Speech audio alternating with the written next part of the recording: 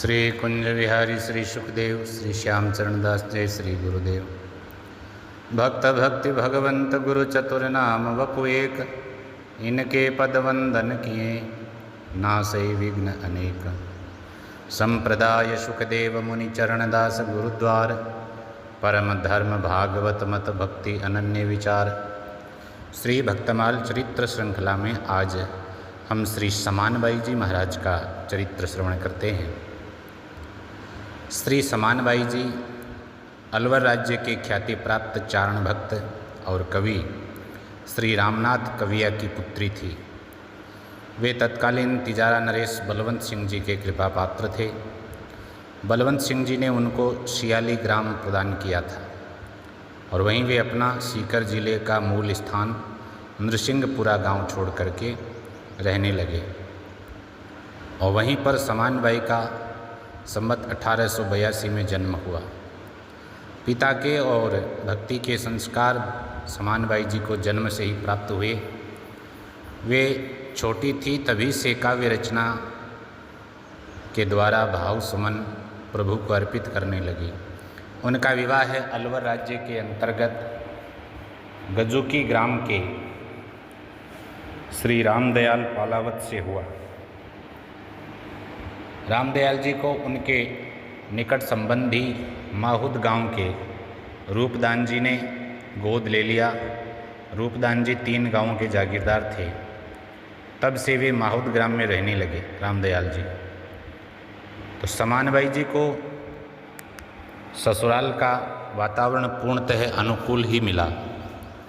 वे अपना अधिकांश समय भजन पूजन और भक्ति काव्य की रचना में व्यतीत किया करती। घर का कामकाज नौकर नौकरानियाँ किया करते।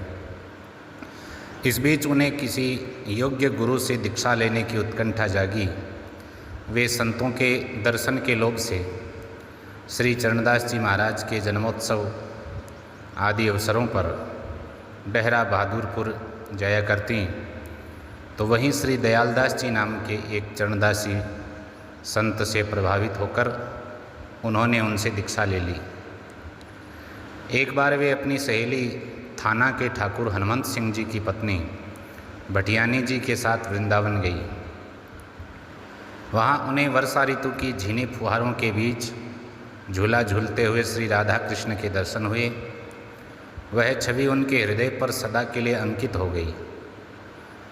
जिन नेत्रों से उन्होंने प्रिया प्रीतम की अनुपम छवि के दर्शन किए, उनसे जीवन पर्यंत और कुछ न देखने का संकल्प किया। अपना संकल्प उन्होंने भटियानी जी को भी बताया। तब भटियानी जी ने उनको समझाते हुए कहा, अभी तुम्हारी उम्र छोटी है, विवाह को थोड़े ही दिन हुए हैं, संतान कोई है नहीं। पर उन्होंने तो जो संकल्प कर लिया सो कर लिया। उसी समय आँखों पर पट्टी बांध ली, जो जीवन पर्यंत नहीं खोली। यह एक असाधारण संकल्प था जिससे उनके असाधारण व्यक्तित्व का परिचय प्राप्त होता है। किसी के लिए 10 मिनट भी आंखें बंद करके रहना कष्टप्रद होता है, फिर सारा जीवन आंखें बंद करके कोई कैसे रह सकता है। वही ऐसा कर सकता है जिसके भीतर के नेत्र खुल गए हों। निश्चय ही समानबाई जी के भीतर के नेत्र खुल गए और तभी वे बाहर के नेत्र बंद कर सकी। जिसके भीतर के नेत्र खुल जाते हैं उसको बाहर का कुछ भी अच्छा नहीं लगता। बाहर का व्यवहार भी उसे काटने लगता है। एक दिन समानबाई जी ने अपने पति से कहा कि मुझे जब से प्रिया प्रीतम के दर्शन हुए हैं, संसार का कुछ भी अच्छा नहीं लगता।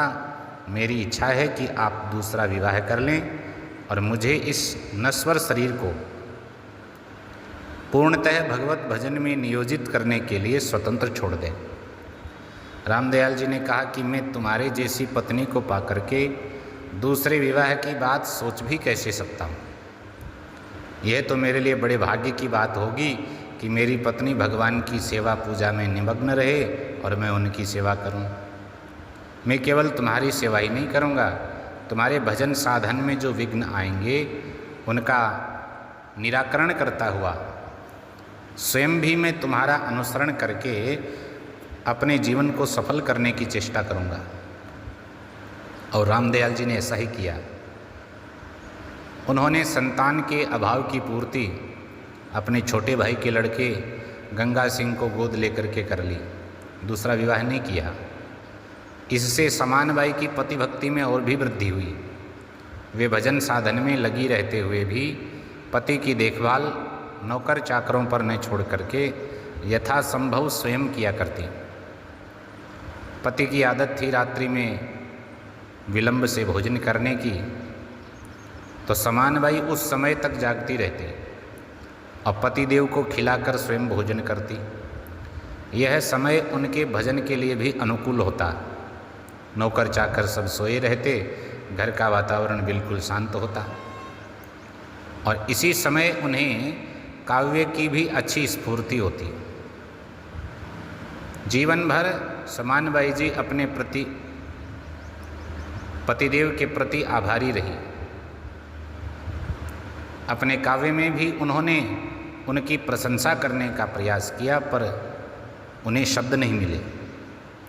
एक जगह उन्होंने अपने पतिदेव के संबंध में ये कहा है कि शेष की रचना हो, बुद्धि हो गणेश की सी, पति को सराहूं युक्ति शारदा बताए। तो कोई युक्ति बताए शारदा आदि, तब कहीं जाकर के पति की शब्दों में सराहना कर सकूं। एक बार समान बाई जी ने किसी प्रसंग में भटियानी जी से कहा कि पतिव्रता स्त्री के रहते पति की मृत्यु संभव नहीं है। संयोगवश कुछ दिनों बाद रामदयाल जी बीमार पड़े। धीरे धीरे हालत खराब होती गई, पर समान बाई को कोई चिंता नहीं।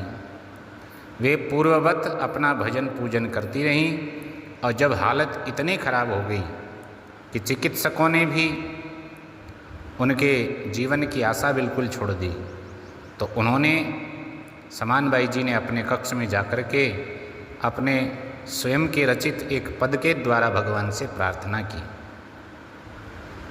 अब हरि आवो जी भीर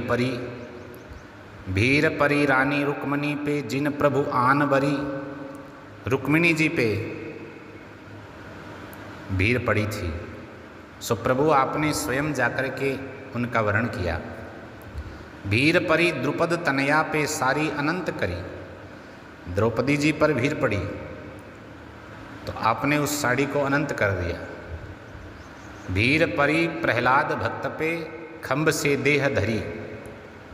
और जब प्रहलाद जी पर संकट आया तो खम्भे से ही भगवान प्रकट हो गए नरसिंह रूप धारण करके।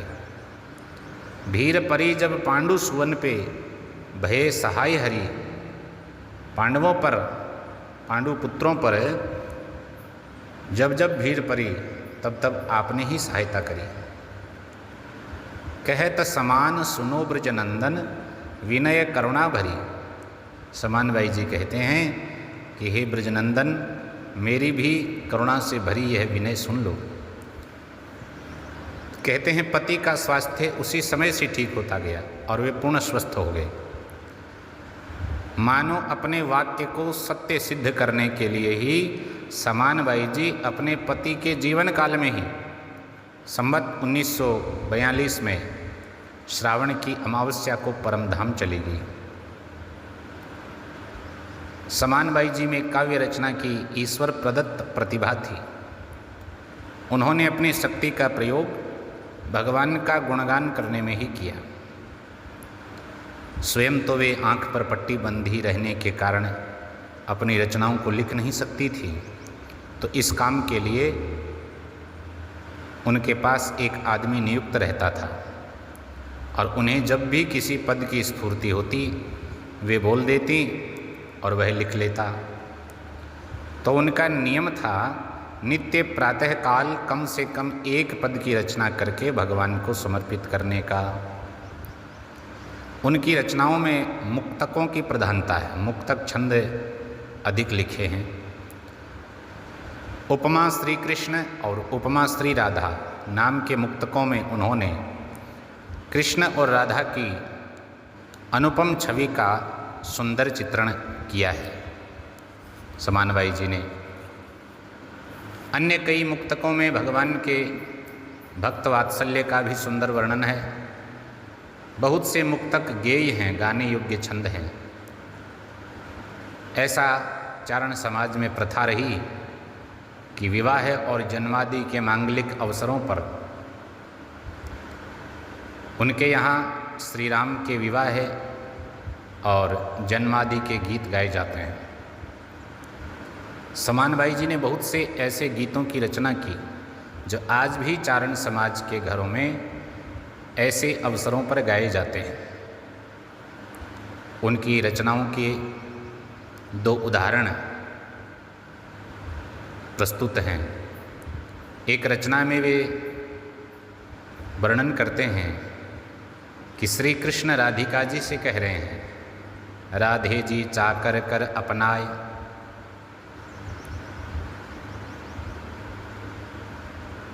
जल झारी दांतन करवावा, अरु स्नान कराए, चंदन और केसर कुमकुम महे हाजिर करा लगाए, सुनि राधे मोहन के बैना, नैना रहे शरमाए, हंस हंस मिली 2 प्रेम करत हैं, कहत समानी गाय। एक पद में भगवान श्री सुखदेव जी द्वारा परीक्षित जी को भागवत कथा सुनाने का वर्णन किया है। श्री भागवत सब सुखदाई, नृपति को श्री सुखदेव सुनाई, विप्र श्रापते जात अधम गति, डर्यो नृपति मन माही, ऐसो कोई होए जगत में कृष्ण लोक पहुँचाए। जब परीक्षित जी को यह मालूम हुआ कि ऋषि कुमार का शाप लगा है, तब मन में विचार किया कि कोई ऐसा मुझे मिले जो कृष्ण लोक प्राप्त करा दे। तो आए सुख नृप के सुखदायक, अमृत वचन सुनाई, अमर होय नृप जाय, अभय पद सो भागवत सुनाई। उसी समय श्री सुखदेव जी महाराज प्रकट हुए, उन्होंने भागवत सुनाई। त्रिविध ताप कलिमल भय हारिणी, वर्णी व्यास गुसाई, सोई कह नृप सुनो प्रेम सो, कृष्ण चरित सुखदाई। जिस भागवत जी की रचना व्यास जी महाराज ने की, जो त्रिविध तापों का हरण करने वाली है, कलिमल भय हारिणी है, वही कथा सुखदेव जी महाराज ने सुनाई परीक्षित जी को। सुनि सुख वचन भयो जन आनंद, संशय गयो बिलाई, दृढ़ आसन करी बैठ गंगा तट, 7 दिवस लौ लाई। 7 दिवस पर्यंत गंगा जी के तट पर बैठ करके सुखदेव भगवान तो कथा सुना रहे हैं, परीक्षित जी सुन रहे हैं, और वैसे वैसे ही उनका संशय नष्ट होता जा रहा है और भगवान में प्रीति दृढ़ होती जा रही है। कृष्ण चरित सुनी भई कृष्ण रति, तब हर्षे ऋषिराई, भयो उछा है विमान चढ़्यो नृप, जय जय धुनि सुर गाई। सब देवताओं ने भी जय जयकार करी जब श्री परीक्षित जी को कृष्ण लोक की प्राप्ति हुई। गुरु दयाल की दया हमारे, चरण दास शरणाई, रे मन अब तू डरत कौन ते, कहत समानी बाई। कि अब हमारे गुरुदेव श्री दयालदास जी महाराज की कृपा है, जिन्होंने हमें श्री चरणदास जी महाराज आचार्य चरण के शरणागत किया है, तो अब मन तू कौन से डर रहा है, अर्थात अब तो अभय हो गया है, तो किसी से तुझे डरने की आवश्यकता नहीं। तो इस प्रकार श्री समान बाई जी श्री सुख संप्रदाय की ऐसी महान संत हुई, जिन्होंने उस समय स्त्री शरीर में रहते हुए, स्त्री शरीर होते हुए भी अनेक प्रतिबंधों के उस समय के ज़माने को सहज में ही उपदेशित किया भगवत भक्ति के लिए, और इतना ऊंचा भक्ति का आदर्श स्थापित किया जिसकी आज सभी संत समाज स्तुति करते हैं। जय जय।